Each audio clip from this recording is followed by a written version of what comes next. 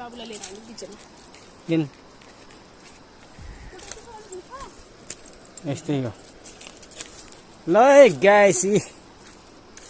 यस्तो ओडालोबाट हिँड्नुपर्छ बिस्तारै हिँड है ल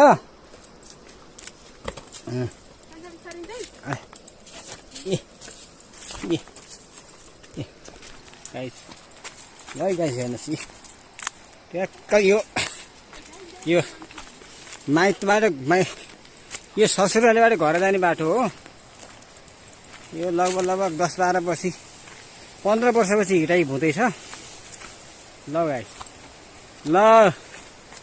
ओ गाइस आई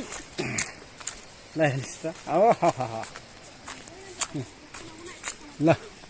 टाढा काँडा रसायो मरुँदा